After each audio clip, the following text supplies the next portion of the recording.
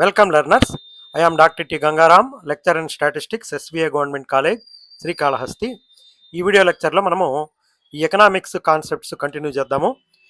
ఇప్పుడు ఈ ASO 2026 preparation సిరీస్లో పార్ట్గా మనం ఏఎస్ఓ 2025 క్వశ్చన్ పేపరు డిస్కస్ చేసుకున్నాము. ఇందులో మనము ఏఎస్ఓ 2022లో వచ్చిన క్వశ్చన్స్ 26 నుంచి 30 వరకు ఈ 5 కాన్సెప్ట్స్ చూద్దాము. ఇందులో చాలా వరకు కూడా మనకు 2025లో రిపీట్ అయి ఉన్నాయి. ఈ వరల్డ్ బ్యాంక్ హిస్టారికల్ రీనేమింగ్ ఇది కూడా మనం మొన్న ఇంతకుముందు చేసిన 25వ క్వశ్చన్లో కూడా అది ఉంది. తర్వాత ఇంటర్నల్ వర్సెస్ హోల్సేల్ ట్రేడ్ గురించి ఇది కొంచెము ఇది కొత్త కాన్సెప్ట్ ఇక్కడ. అలాగే హ్యూమన్ వర్సెస్ ఫిజికల్ క్యాపిటల్ ఇది కూడా ఆల్రెడీ డిస్కస్ చేసాము ఏఎస్ఓ 2025లో. ఇంకొక రకంగా కొంచెము చూద్దాం, ఇక్కడ కొంచెం బ్రీఫ్గానే చూద్దాం. ఇక్కడ ఫ్రాక్షనల్ డెసిమల్ టు బైనరీ ఇది కంప్యూటర్ క్వశ్చన్. ఇది బైనరీలోకి మార్చడము. కంప్యూటర్ అనేది మనం మామూలుగా బైనరీలోనే అది అర్థం చేసుకుంటుంది కాబట్టి బైనరీ నుంచి డెసిమల్కి వచ్చే ఒక ప్రాబ్లం ఇందులో ఉంది. అలాగే ఈ ఫ్రిక్షనల్ అన్ఎంప్లాయ్మెంట్ టైప్స్ మన భారతదేశంలో ఒక రకరకాల అన్ఎంప్లాయ్మెంట్స్ ఉన్నాయి, వాటి గురించి క్వశ్చన్ వచ్చింది. కాబట్టి మనము కాన్సెప్ట్స్ వైడ్గా ముందు కాన్సెప్ట్ డిస్కస్ చేసుకొని అందులో నుంచి ఇటువంటి క్వశ్చన్స్ వస్తున్నాయి. ఎగ్జామ్లో మనకి ట్రాప్ ఎలా వేస్తున్నాడు, మనం టిప్పులు ఇవన్నీ కూడా చర్చించుకుందాము. కానీ నేను చెప్పేదానికి మీరు అదనంగా స్టాండర్డ్ టెక్స్ట్ బుక్స్ ఉన్నాయి మన దగ్గర. ఈ యాప్సీ వాళ్ళ టెక్స్ట్ బుక్స్లో నుంచి మీకు చాలా వరకు కవర్ అయి ఉన్నాయి. ఒక ఇంటర్నేషనల్ ఎకనామిక్స్ తప్ప మిగతా మైక్రో ఎకనామిక్స్, మ్యాక్రో ఎకనామిక్స్ ఇవన్నీ కూడా ఇందులో కవర్ అయి ఉన్నాయి. ఇప్పుడు ఇది చూద్దాము. ఆల్రెడీ దీని గురించి డిస్కస్ చేశాను నేను. ఇక్కడ మనం వరల్డ్ బ్యాంక్ అంటున్నామే కానీ దాని అసలు పేరు ఐబిఆర్డి అంటే ఏమి, international bank for reconstruction and development. ఇది ఎప్పుడు స్టార్ట్ అయిందంటే 1944లో బ్రెటన్ వుడ్స్ కాన్ఫరెన్స్ ద్వారా మనం అప్పటి వరకు జరిగిన 2 ప్రపంచ యుద్ధాల వలన అస్తవ్యస్తమైపోయిన ప్రపంచంలో సర్వనాశనం అయిపోయిన ఐరోపా దేశాల మౌలిక సదుపాయాలని మళ్ళీ రీకన్స్ట్రక్ట్ చేయడానికే ఇది చట్టబద్ధంగా ఇది జన్మించింది అనమాట. తర్వాత ఇది రూపాంతరం చెందింది, ఇది వాల్యుయేషన్ టు వరల్డ్ బ్యాంక్ అని.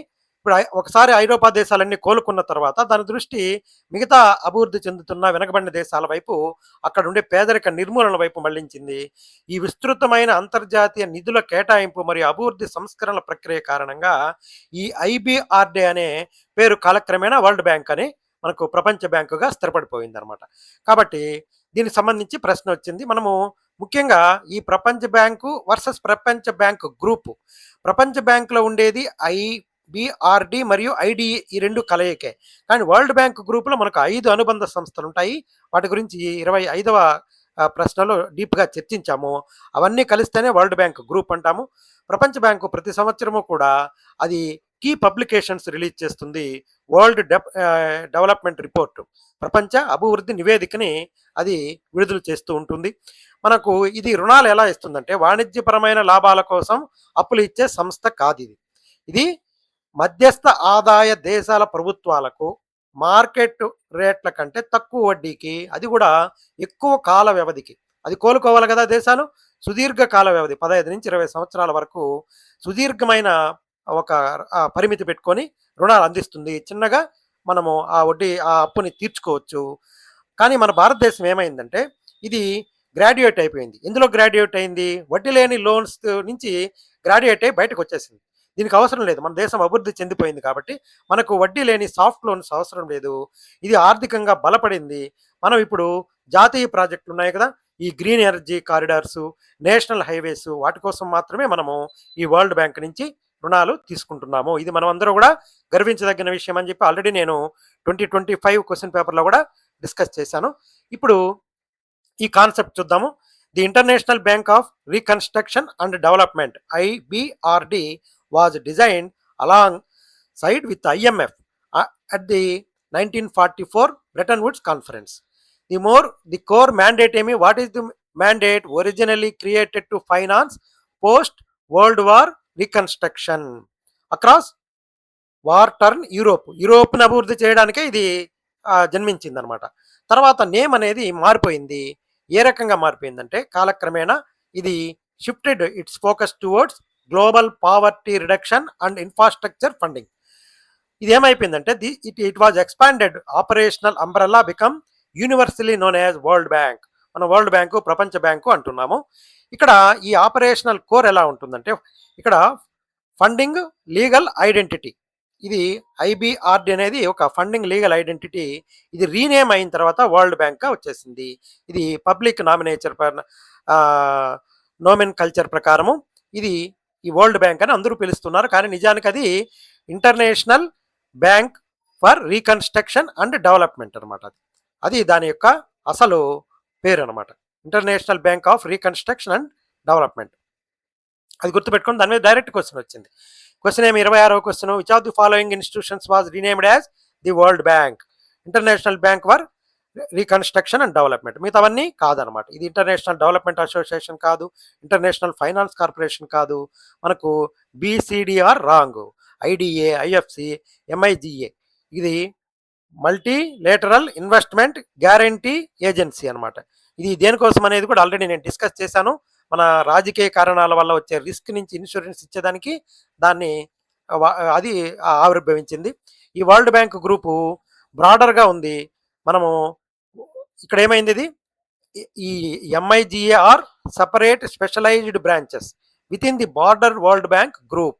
ఇవన్నీ కూడా ఆ వరల్డ్ బ్యాంక్ గ్రూప్లో ఉన్నాయి. మనం కన్ఫ్యూజ్ చేసేదానికి ఈ ఐబిఆర్డి ప్లస్ ఐడిఏ రెండు కలిస్తే వరల్డ్ బ్యాంక్ అవుతాయి అన్నమాట. ఇక్కడ ఈ founding date base line root అనేది ఐబిఆర్డి. ఇక్కడ మనం ఆలోచించాలి, IBRD as a primary engine. In standard economics questions the original IBRD identity directly equates to the standard world bank name.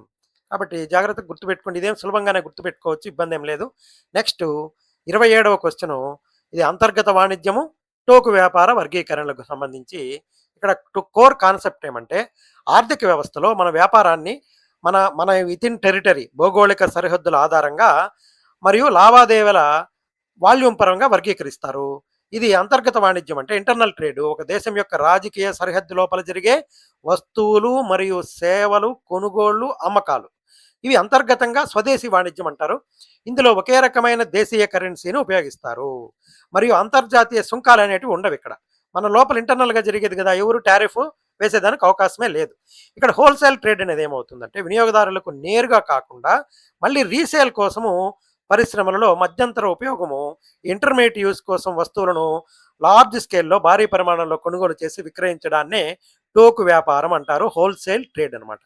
ఇక్కడ ఈ ఈ పంపిణీ గొలుసు క్రమం, సప్లై చైన్ ఎలా ఉంటుందంటే, మనకు ఉత్పత్తిదారుడు నుంచి టోకు వ్యాపారికి వస్తుంది, హోల్సేలర్కి, అక్కడి నుంచి రీటైలర్కి వెళ్తుంది, మళ్ళీ ఫైనల్గా అంతిమ వినియోగదారుడి చేతికి ఈ వస్తువు అనేది వస్తుంది. డైరెక్ట్గా ఉత్పత్తిదారు నుంచి అంతిమ వినియోగదారికి రాదు. అదే క్రమంలోనే ఇది జరుగుతుందన్నమాట. ఈ చిల్లర వ్యాపారము టోకు వ్యాపారి నుంచి వస్తువులు కొని అంతిమ వినియోగదారునికి వారి అవసరానికి తగ్గట్టుగా చిన్న చిన్న పరిమాణంలో వస్తువులు అమ్మడాన్ని చిల్లర వ్యాపారం, రీటైల్ ట్రేడ్ అంటారు అనమాట. ఈ అంతర్గత వాణిజ్యము మన ఆధునిక పంపిణీ వ్యవస్థ ఎలా అయిందంటే, ఈ GST impact of internal trade 2017లో జూలై 31వ తారీఖున, జూలై 1వ తారీఖు నుంచి అది వచ్చింది. ఆ 2017లో వస్తు సేవల పన్ను జిఎస్టీ ప్రవేశపెట్టక ముందు భారతదేశంలో అంతర్గత వాణిజ్యానికి రాష్ట్రాల సరిహద్దుల వద్ద చెక్ పోస్టులు ఉండేటివి మరియు వివిధ రకాల పన్నులు ఉండేటివి అనమాట. ఈ ఆక్ట్రాయ్ అని చెప్పేసి, ఎంట్రీ ట్యాక్స్ అనేటివి చాలా రకాల అడ్డంకులుగా ఉండేవి. జిఎస్టీ అమలు తర్వాత దేశమంతా వన్ నేషన్ వన్ మార్కెట్గా మారిపోయేసి అంతర్గత వాణిజ్యము మరింత వేగవంతమైపోయింది. ఈ సందర్భంలో టోకు వ్యాపారి ప్రాముఖ్యత పెరిగిపోయింది. ఈ హోల్సేలర్ ఉత్పత్తిదారుడికి చిల్లర వ్యాపారికి మధ్య ఒక వారధిలాగా పనిచేస్తాడు అనమాట. ప్రొడ్యూస్ చేసిన వాడు డైరెక్ట్గా చిల్లర వ్యాపారికి ఇవ్వడు. ఈ హోల్సేలరు ఈయన భారీ మొత్తంలో వస్తువులు నిల్వహించడం ద్వారా మార్కెట్లో వస్తువుల ధరలు అకస్మాత్తుగా పెరగకుండా లేదా తగ్గకుండా ఈ ప్రైస్ స్టెబిలైజేషన్కి ఈ హోల్సేల్ అనే వ్యాపారస్తులు అనేవాళ్ళు తోడ్పడతాడనమాట. ఇక్కడ మనము ఈ ట్రేడ్ క్లాసిఫికేషన్ పారామీటర్స్ చూద్దాము ఇంగ్లీష్లో. ఈ జియోగ్రాఫికల్ బార్డర్స్ వర్సెస్ ట్రాన్సాక్షన్స్ అనమాట, transaction volume. Commercial trade systems are classified by two distinct dimensions. One is internal domestic trade. Domestic trade ఏమంటేవి, commercial transactions occurring entirely within the political boundaries of a single sovereign nation. మన దేశ సరిహద్దుల లోపల జరిగే రకరకాల వస్తువులు, సేవలు, వాటి యొక్క వ్యాపారం అనమాట అది. It uses domestic currency. మన దేశం ఇదే వాడతారు. ఇప్పుడు మనమే డాలర్లు కానీ, దీనార్లు, యూరోలు అవేమి ఎన్లే వాడడం. ఇక్కడ అన్ని రూపాయల్లోనే జరుగుతుంది. ఐఎన్ఆర్ అంటారు కదా, ఇండియన్ నేషనల్ రూపీస్ అనమాట ఇది. అండ్ ఇక్కడ టారిఫ్స్ ఏమి ఉండవు. మనము ఏదైనా వస్తువులు కొనాలన్నా కూడా ఏమి టారిఫ్ ఉండదు. ఉత్పత్తిదారుడు, తర్వాత హోల్సేలరు, రిటైలరు, తర్వాత ఎవరైతే ఉపయోగిస్తారో వాళ్ళ చేతికి అది వస్తుందన్నమాట. ఇక్కడ హోల్సేల్ ట్రేడ్ అనేది it is the process of buying and selling goods in large quantities. These goods are sold to retailers, commercial users or intermediates rather than final customers. Wholesaler అనేవాడు డైరెక్ట్గా ఫైనల్ కస్టమర్స్కి అమ్మడు. ఈ డిస్ట్రిబ్యూషన్ చైన్ అనేది ఇలాగా ఉంటుందన్నమాట. Within producer, wholesaler bulk వాల్యూమ్లో కొనేస్తాడు అతను, రీటైలర్ వస్తాడు, రీటైలర్ స్మాల్ వాల్యూమ్స్లో కొంటారు. ఇది internal trade loop with in our territory, మన బార్డర్స్ లోపల జరిగే అంతర్గత వ్యాపారం ఇది. ఇప్పుడు ప్రశ్న ఏమొచ్చిందో చూద్దాము. 27వ ప్రశ్న, which of the following statements are true or false regarding trade? First statement ఏమి, internal trade refers to buying and selling of goods and services within the boundaries of a nation. క్లియర్గా ఉంది, కరెక్ట్గా ఉంది. The buying and selling of goods and services in large quantities for resale and or intermediate use is known as wholesale trade. రెండు కరెక్టే కదా, కాబట్టి ఏం అనుమానం లేకుండా ఈ రెండు కరెక్ట్గా మనము గుర్తుపెట్టి ఇచ్చేయచ్చు. మనం alternatives both statement match the fundamental text book definitions of geographical and volume based trade sectors, కాబట్టి అనుమానం లేకుండా మొదటి ఏ ఆప్షన్ని మనం గుర్తుపెట్టేయచ్చు. ఇక్కడ ట్రాప్ టిప్ ఏమంటే కన్ఫ్యూజ్ చేస్తారు wholesale trade with retail trade by failing to spot the phase for resale or intermediate use అని అడగచ్చు. Look out the intent of the purchase. ఇక్కడ పర్చేజ్ ఎందుకోసం జరుగుతుంది చూడాలి. If it is broad for intermediate use are resale it is always wholesale. అతను డైరెక్ట్గా దాన్ని ఉపయోగించడు, అతను మళ్ళీ కొనేదానికే దాన్ని తీసుకుంటాడు. కాబట్టి ఎందుకు కొంటున్నాడు అనేది చూడాలి. మనం లాస్ట్లో అంత్య వినియోగదారుడే దాన్ని వాడుతాడు, వీళ్ళు వాడరు, వీళ్ళు రీసేల్ చేసే దానికోసము స్టాక్ పెట్టుకుంటారు. కాబట్టి అది హోల్సేల్ ట్రాన్సాక్షన్ అని మనము గుర్తుపెట్టుకోవాలి. Next asset classification frameworks. ఇది కూడా దీని మీద ప్రశ్న మనకి ఇది వరకు వచ్చింది. దీంట్లో ఏముందంటే ఇక్కడ బేసిక్ కాన్సెప్ట్ ఏమంటే ఒక దేశ జనాభాలో మూర్తీభవించి ఉన్న విద్య, నైపుణ్యము, సామర్థ్యము, నైపుణ్యాలు మరియు ఆరోగ్య నిల్వలను మానవ మూలధనం అంటారు. అంటే మన హ్యూమన్లో ఏమేమి ఉండాలి? విద్య ఉండాలి, నైపుణ్యం ఉండాలి, సామర్థ్యం ఉండాలి, పని చేయగలిగే సామర్థ్యం ఉండాలి, మరియు ఆరోగ్యము కూడా ఉండాలి. వీటినే మానవ మూలధనం అంటారు. మనం క్యాపిటల్ అంటే మనము మామూలుగా ఈ ఫ్యాక్టర్స్ ఆఫ్ ప్రొడక్షన్లో వచ్చే ల్యాండ్, లేబరు, క్యాపిటలు, తర్వాత ఈ ఎంటర్ప్రెన్యూర్ అది కాదనమాట. అందులో ఉండే క్యాపిటలు మామూలుగా అది వస్తువులకు సంబంధించిన ఫిజికల్ క్యాపిటల్ అవుతుంది. అదేవిధంగా హ్యూమన్ క్యాపిటల్ అనేది ఇన్ని రకాల నైపుణ్యాలు ఉండాలన్నమాట. ఇది ఫిజికల్ వర్సెస్ హ్యూమన్ క్యాపిటల్కి ఏం తేడా అంటే కంటికి కనిపించే యంత్రాలు, కర్మాగారాలు, భవనాలు, ఈ బేసిక్ మౌలిక సదుపాయాలన్నీ కూడా మనము ఒక యజమాని నుంచి వేరు చేసేయవచ్చు, భౌతికంగా కనపడే వాటిని. బిల్డింగ్ని మనం యజమాని ఎంతసేపు బిల్డింగ్కి అంటి పెట్టుకొని ఉండలేడు అనమాట. అతను దాన్ని కోల్పోవచ్చు అనమాట. అప్పుల పాలైన అనుకోండి, అతని దగ్గర ఉండే యంత్రాలు కోల్పోవచ్చు, అతని దగ్గర ఉండే బిల్డింగ్స్ కోల్పోవచ్చు, ఇంకేమైనా ఇన్ఫ్రాస్ట్రక్చర్ అవన్నీ కూడా అతను కోల్పోవచ్చు, దాన్ని వేరు చేయవచ్చు. కానీ మానవ మూలధనం అనేది అదృశ్యమైనది, ఇన్విజిబుల్. దీన్ని మానవుడి నుంచి లేదా శ్రామికుడి నుంచి ఎవ్వరూ వేరు చేయలేరు. మనం ఒక పెయింటర్ ఉంటాడు, అతనికి ఒక స్కిల్ ఉంటుంది, కరెక్ట్గా పెయింట్ చేయగలుగుతాడు. లేదా ఏదైనా పాట పాడే వాళ్ళు ఉంటారు, వాళ్ళ ఆ స్కిల్ని అతని నుంచి ఏ రకంగా మనం వేరు చేయగలుగుతాము? అది ఏ రకంగానూ వేరు చేయలేం. కాబట్టి అది మానవ మూలధనము, అది అదృశ్యమైనది, అది ఇంటాంగిబుల్ అంటే దాన్ని వేరు చేయలేమన్నమాట. అదేవిధంగా ఇక్కడ మనం జాగ్రత్తగా గుర్తుపెట్టుకోవాల్సింది ఏమంటే ఇది పరీక్షల్లో పెద్ద ట్రాప్ వేస్తాడు. దేశ ప్రజల్లో ఉన్న ప్రస్తుత నైపుణ్యాల నిల్వలను మానవ మూలధనం, హ్యూమన్ క్యాపిటల్ అంటారు. కానీ కాలక్రమేణా ఈ నైపుణ్యాల నిల్వను పెంచే ప్రక్రియను హ్యూమన్ క్యాపిటల్ ఫార్మేషన్ అంటున్నారు అనమాట. ఇప్పుడు మనము దీని మీద కూడా ఇన్వెస్ట్మెంట్ చేయాలి. నేను మన వాట్సాప్ గ్రూప్లో పెట్టాను. ఇది ఈ ఏఐ నిపుణులు చైనాలో ఉండే ఏఐ నిపుణులను ఆ దేశం నుంచి బయట పోనివ్వడం లేదు ఆ దేశం. ఎందుకంటే వాళ్ళ మీద వాళ్ళు ఆంక్షలు విధించి మీరు బయట పోవద్దండి అడుగుతున్నారు. అంటే ఏమి, హ్యూమన్ క్యాపిటల్ ఆ దేశం నుంచి వేరే దేశానికి వెళ్ళిపోతే ఆ దేశానికి నష్టం. కాబట్టి అప్పటి వరకు ఆ దేశం ఆ హ్యూమన్ క్యాపిటల్ మీద పెట్టిన ఇన్వెస్ట్మెంట్ వేస్ట్ అవుతుంది. కాబట్టి మన హ్యూమన్ క్యాపిటల్, మన నైపుణ్యం మన దేశంకే ఉపయోగపడాలని వాళ్ళు జాతీయ అభిమానంతో ఇటీవల నేను మీకు అది షేర్ చేశాను కూడా.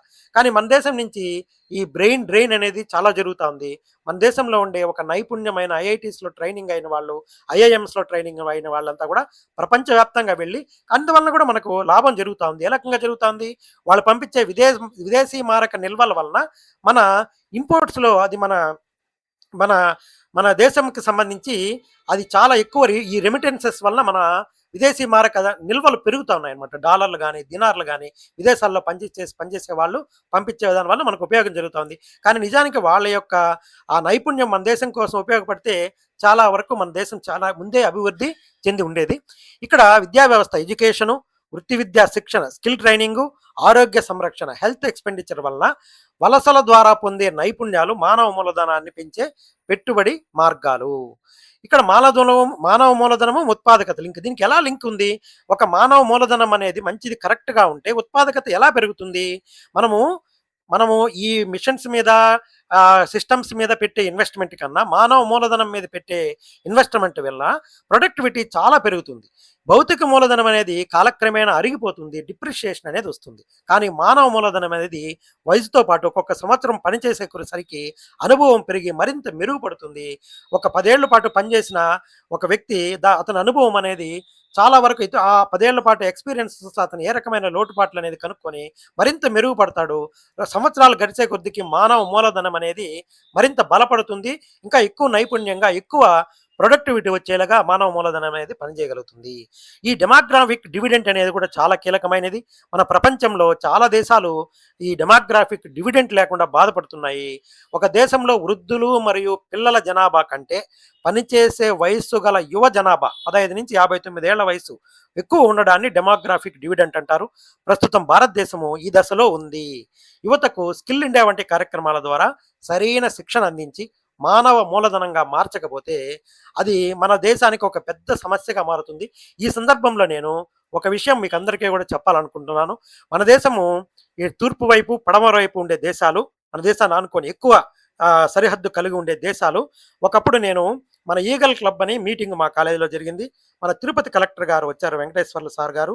ఆయన చెప్పారనమాట, మన దేశానికి ఎంతో కాలం పాటు విశిష్టమైన మిలిటరీ సేవలను అందించే, మిలిటరీ హ్యూమన్ రిసోర్స్ని అందించే ఒక రాష్ట్రాన్ని విచ్ఛిన్నం చేయడానికి మన దేశం యొక్క పడమర వైపు ఉండే దేశము ఆ దేశం యొక్క మానవ మూలధనాన్ని విచ్ఛిన్నం చేయడానికి విపరీతమైన వేరే కల్చర్ని వాళ్ళకి అలవాటు చేయడం ద్వారా చాలామంది దానికి బానిసలైపోయేసి ఈరోజు ఆ రాష్ట్రం నుంచి నేను మీకంతా మనం పేర్లు చెప్తే యూట్యూబ్ దాన్ని ఏమన్నా రిస్ట్రిక్ట్ చేస్తుందేమో.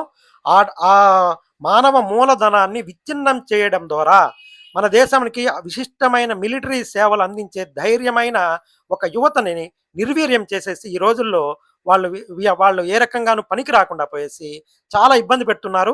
దానిలో నుంచి రికవర్ కావడానికి దేశానికి చాలా ఖర్చు అవుతా ఉందన్నమాట. వాళ్ళేమో సులభంగా చాలా తక్కువ ఖర్చుతో ఈ డ్రోన్ల ద్వారా వాటి ద్వారా వాళ్ళ ఇటువైపు పంపించేసి వాటిని వినియోగం పెంచడం ద్వారా ఆ రాష్ట్రం మొత్తం విచ్ఛిన్నమైపోయింది. తూర్పు వైపున ఇప్పుడు ప్రస్తుతం అది కూడా అదే జరుగుతోంది. పడమర వైపు 1990లోనే స్టార్ట్ అయ్యి ఆ నష్టం దేశము చాలా కాలం పాటు ఎదుర్కోవాల్సిన పరిస్థితి వచ్చింది. మీరు అర్థం చేసుకోండి. మీరు కావాలంటే కింద కామెంట్లో పెట్టండి, అది ఇబ్బంది ఏం లేదు.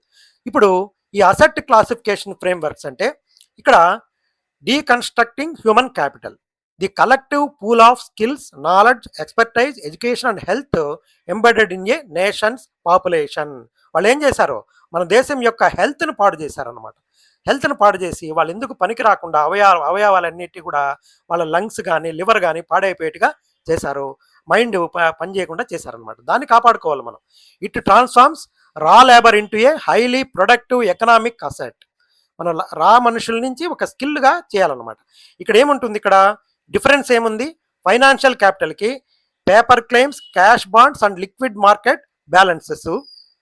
ఫిజికల్ క్యాపిటల్లో tangible manufactured inputs used in production, machinery, factory, buildings ఇట్లాంటివి అనమాట. వాటికి డిఫరెన్స్. హ్యూమన్ క్యాపిటల్ ఫార్మేషన్లో the active process of adding a nation's human capital stock over time through investments in education and training. కాబట్టి ఒక దేశంలో education మీద పెట్టే ఖర్చు ఏ రకంగానూ ఎప్పటికీ అది నిరుపయోగం అవ్వదు. ఇక్కడ హ్యూమన్ క్యాపిటల్ ఇది బాగా గుర్తుపెట్టుకోండి. మీరు నేను ఇట్లా ఎందుకు ఇస్తున్నానంటే దీని టిడ్జ్ పిక్చర్ అంటారు. ఈ పిక్చర్ ద్వారా మీరు మైండ్లో అట్లే ముద్రించుకున్నారంటే మీకు ఎగ్జామ్లో ఈజీగా గుర్తొస్తుంది. ఈ క్యాపిటల్ అసెట్ స్టాక్ అనేది హ్యూమన్ క్యాపిటల్గా ఉంటుంది. అంటే ఇంటర్నల్ స్కిల్ అండ్ ఎడ్యుకేషన్ని హ్యూమన్ క్యాపిటల్ అంటారు. అదే ఫిజికల్ క్యాపిటల్ అనేది ఎక్స్టర్నల్ స్కూల్స్ అండ్ మెషినరీ, వీటిని వేరు చేయొచ్చు యజమాని నుంచి ఫిజికల్ క్యాపిటల్ని. అదే హ్యూమన్ క్యాపిటల్ని అతని దగ్గర ఉండే స్కిల్ని ఎవరు వేరు చేయలేరు, అతనితో పాటే ముడిపడి ఉంటుంది. ప్లస్ అది సంవత్సరాలు గడిచే కొద్దికి పెరుగుతుంది. ఇక్కడ క్వశ్చన్ చూడండి, the stock of skill, ability, expertise, education and knowledge embedded in the people of a country is called no doubt human capital. ఇక్కడ ఇంకొకటి మిమ్మల్ని కన్ఫ్యూజ్ చేసేదానికి హ్యూమన్ క్యాపిటల్ ఫార్మేషన్ ఇచ్చారు, ఫైనాన్షియల్ క్యాపిటల్ మిగతా క్యాపిటల్ కాదు, అది హ్యూమన్ క్యాపిటల్. ఇక్కడ వైసి is a trap, human capital formation is the dynamic process. మనము అది ఆ ఫార్మేషన్ అనేది ఒక ప్రాసెస్ అనమాట of growing this resource pool. దీన్ని పెంచడానికి ఉపయోగించే ఒక పద్ధతిని ఈ హ్యూమన్ క్యాపిటల్ ఫార్మేషన్ అంటారు. కానీ అది హ్యూమన్ క్యాపిటల్ మనకు direct answer. Where the question asks for existing stock itself అనమాట. ఇక్కడ confusing the accumulation process formation with the current baseline stock. Look at the anchor keyword. If the sentence uses stock embedded in select human capital. If it reads process of adding the stock అన్నప్పుడు మనం formation అనేది వాడచ్చు. కాబట్టి జాగ్రత్తగా ట్రాప్లో పడకుండా మనము గుర్తుపెట్టుకోండి. ఇప్పుడు నెక్స్ట్ ఈ బేస్ 10 టు బేస్ 2 కన్వర్షన్స్. మన కంప్యూటర్స్లో ఎప్పుడు బైనరీ సిస్టమ్స్లోకి అది మనం ఏమి ఇచ్చినా కూడా ఏదైనా కూడా దాన్ని బైనరీలోకి కన్వర్ట్ చేసుకుంటుందని ఆల్రెడీ ASO 2025 కంప్యూటర్స్ దాంట్లో చూసాము. ఇక్కడ ఎకనామిక్స్ కాన్సెప్ట్స్లోకి ఒక కామర్స్ క్వశ్చన్ వచ్చింది, ఇప్పుడు కంప్యూటర్ క్వశ్చన్ వచ్చింది. ఇది మనము వాడు ప్రశ్న ఏమి ఇచ్చాడంటే ఈ 0.25 బేస్ 10ని బైనరీకి మార్చమన్నాడు అనమాట. అప్పుడు మార్చాలనుకున్నప్పుడు మనం ఏం చేయాలంటే ఈ 0.25ని బైనరీకి మార్చాలంటే ముందు 2తో గుణించాలి. 0.50 అయింది. ఇక్కడ ఈ పాయింట్ తర్వాత ఇక్కడ 0 ఉంది కదా, ఈ 0ని క్యారీ చేయాలి మనం. 0 క్యారీ అవుతుంది. మిగిలిన భిన్నం 0.50ని మళ్ళీ 2తో గుణించాలి. ఇప్పుడు 1.00 అయిపోయింది. కాబట్టి ఈ 1 క్యారీ చేయాలి. ఇప్పుడు కింద నుంచి మనము ఇక్కడ ఇది మనము 1తో దీన్ని గుణించేసాం అనుకోండి, ఈ 0.50ని ఏమైంది 1.00 అయిపోయింది. ఈ పాయింట్ తర్వాత 2 సున్నాలు వచ్చేసాయి కదా, కాబట్టి మనకు 0లు అయిపోయినాయి కాబట్టి ప్రాబ్లం పూర్తి అయిపోయింది. ఇప్పుడు ఈ వచ్చిన క్యారీలను కింద నుంచి పైకి, పై నుంచి కిందకి, టాప్ టు బాటం 0.0 ముందు 0 పాయింట్ పెట్టుకునేయాలి. 0.01 బేస్ 2 అనమాట. కాబట్టి జాగ్రత్తగా మీరు ఇది ప్రాక్టీస్ చేయాల్సిందే. ఇక్కడ మనము ఉదాహరణకి దీన్ని చూద్దాము. 25 బేస్ 10ని మార్చాలంటే 25ని 2తో భాగించాలి. ఇక్కడ చూడండి, ఇక్కడ 0.25 కాబట్టి ఇక్కడ మనము గుణించినాము, మల్టిప్లై చేయాలి. అదే ఇక్కడ ఉత్త 25ని బేస్ 10కి మార్చాలంటే రివర్స్ చేయాలంటే బేస్ 10కి మార్చాలంటే ఇక్కడ డివైడెడ్ బై చేయాలి. 25/2 ఇది ఆల్రెడీ చేస్తున్నాం మనం. భాగఫలము 12 వచ్చింది, శేషం 1 మిగిలింది. ఇప్పుడు ఈ 12 వచ్చింది కదా, 12/2 భాగఫలం 6 వచ్చింది, శేషం 0 మిగిలింది. మళ్ళా ఈ 6ని మళ్ళీ 2తో డివైడ్ చేస్తే భాగఫలం 3 వచ్చింది, శేషం 0 వచ్చింది. మళ్ళీ ఈ 3ని 2తో డివైడ్ చేస్తే భాగఫలం 1 వచ్చింది, శేషం కూడా 1 వచ్చింది. చివరికి మిగిలింది 1 కాబట్టి 1 1 0 0 1 కాబట్టి ఈ రకంగా రాయాలన్నమాట. అంటే ఈ 25ని బేస్ 2కి మార్చాలంటే కంప్యూటర్ ఎలా రాసుకుంటుంది దాన్ని 1 1 0 0 2 బేస్ 2 అని రాసుకుంటుంది అనమాట. భిన్నాలకైతే పైనుంచి కిందకి చదవాలి, పూర్ణాంకాలకైతే కింద నుంచి పైకి చదవాలనే రూలు మనం గుర్తుపెట్టుకోవాలన్నమాట. ఇప్పుడు మన షార్ట్ కట్ కూడా ఉంది ఇక్కడ. బైనరీలో దశాంశ బిందువు తర్వాత మొదటి స్థానం విలువ అంటే 2⁻−1 అంటే 0.05, రెండవ స్థానం విలువ 2⁻−2 అంటే 1/4 అవుతుంది కదా, అది 0.25, మూడవ స్థానం విలువ 1/8 అవుతుంది, 0.125. కాబట్టి 0.25 అంటే 2⁻−1 0 స్థానంలో పెట్టుకోవాలి. మళ్ళా ఈ పవర్ 2లో 1 పెట్టాలి. కాబట్టి ఈజీగా 0.012 అని లాజిక్ తెలిస్తే మనము వెంటనే చూడంగానే దాని ఆన్సర్ని గుర్తుపెట్టేయచ్చు. ఇక్కడ మనం మళ్ళీ దాన్ని ఇంగ్లీష్లో చేసాము. Convert the decimal fraction to binary, multiply the fractional part by 2 successively and record the resulting integer carry. ఇక్కడ మల్టిప్లై ఫ్రాక్షన్ బై 2, 0.25 ఇంటూ 2 చేసాము, 0.50. ఈ 0ని హైలైట్ చేస్తున్నాను కదా, ఈ జీరోని క్యారీ చేయాలి. Take the remaining fraction and multiply by 2. ఈ వచ్చిన 0.50 దీన్ని మళ్ళీ చేయాలి. ఇక్కడ 1, ఈ 1 తీసుకోండి, carry 1. The fractional remainder is 0. ఇటువైపు జీరోలు వచ్చేసినాయి. So calculation is complete. Read the carry values from top to bottom. ఇక్కడ 0.025 base 10 is equal to 0.01 base 2 అవుతుంది. ఇది బాగా జాగ్రత్తగా గుర్తుపెట్టుకోండి. Positional weight check matrix. ఇక్కడ బైనరీ పొజిషన్ అంటే 0.1 అంటే 2⁻−1 ఎక్స్పోనెన్షియల్ వెయిట్, దాన్ని డెసిమల్లో తీసుకుంటే 0.5 అవుతుంది. అలాగే 0.01 అంటే ఇప్పుడు మనకు ఇక్కడ ప్రశ్నలో ఇచ్చింది, హైలైట్ చేస్తున్నాము, 2⁻−2 0.25. 0.001 ఒకవేళ ఇచ్చారనుకోండి మీకు 2⁻−3, దాన్ని డెసిమల్ వాల్యూ 0.125 అనమాట. మనం దీన్ని వెరిఫై కూడా చేయొచ్చు. ఇక్కడ 0 ఇంటూ కంప్యూటర్ ఏం తీసుకుంటుంది, 2⁻−1 అని తీసుకుంటుంది, ప్లస్ 1 ఇంటూ 2⁻−2 అని తీసుకుంటుంది.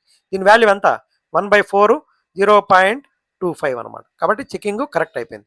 మనము 0.25 అనేదాన్ని సిస్టము 0.01 బేస్ 2 అని తీసుకుంటుంది అనమాట. ఇప్పుడు ఇక్కడ question, convert 0.25 base 10 to binary అంటే ఇది ఆన్సరు. ఇక్కడ బి ఎందుకు రాంకు, ఇక్కడ represent 1 into 2⁻−1.5, the base is 10 which misses the target fraction.